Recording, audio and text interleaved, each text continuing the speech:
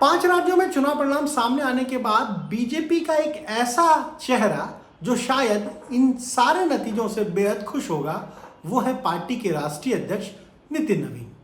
क्योंकि नितिन नवीन जनवरी 2026 में बीजेपी के राष्ट्रीय अध्यक्ष बने और उनके राष्ट्रीय अध्यक्ष बनने के बाद 5 राज्यों में विधानसभा चुनाव हुए, जो उनकी पहली परीक्षा मानी गई। अब उस परीक्षा में वो पूरी तरह से सफल माने जाएंगे। अगर उनको नंबर की बात की जाए तो पश्चिम बंगाल में तो 100 में 100 नंबर भी उनके लिए कम होंगे, क्योंकि बीजेपी ने पश्चिम बंगाल में वो जीत हासिल की है जो उसका अब तक का सपना था। जो बात केंद्रीय गृह मंत्री अमित शाह ने कही, अंग बंग और कलिंग तक बीजेपी का शासन होगा, वही बात अब पश्चिम बंगाल में बीजेपी ने करके दिखा दी है।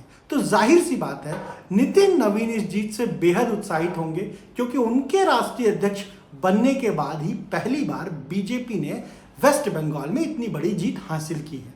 अब आ जाइए असम पर। असम में बीजेपी ने जीत की हैट्रिक लगा दी है।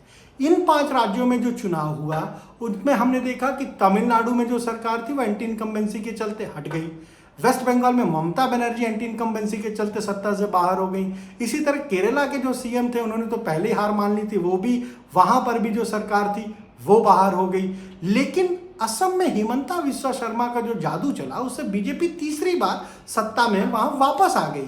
तो नितिन नवीन के राष्ट्रीय अध्यक्ष बनने के बाद असम में भी विधानसभा चुनाव हुए और यहाँ पर भी अगर हम कहें तो जिस तरीके से पार्टी के राष्ट्रीय अध्यक्ष की जो जिम्मेदारी होती है, जिस तरह से काम होते हैं, वो उन्होंने किया और ये माना जाएगा कि उनका राष्ट्रीय अध्यक्ष बनना कहीं ना कहीं बीजेपी के लिए लकी रहा, यानी काफी शुभ रहा उनका राष्ट्रीय अध्यक्ष बनना।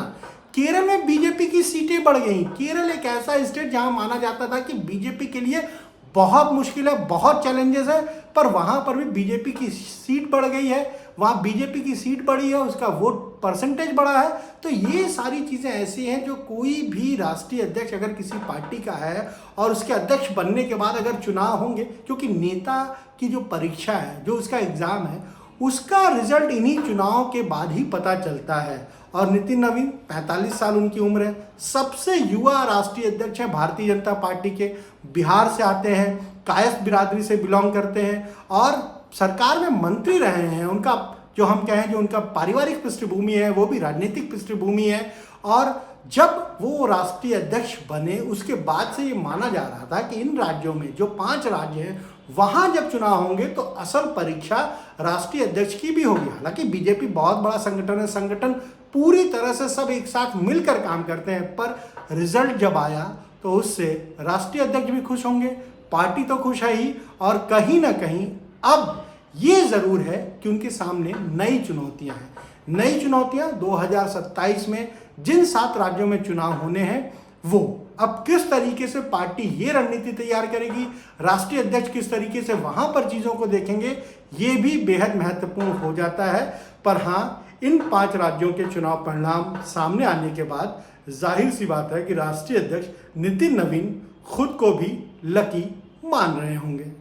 आज वीडियो में बस इतना ही। आप जुड़े रहिए न्यूज़ लीडर के साथ।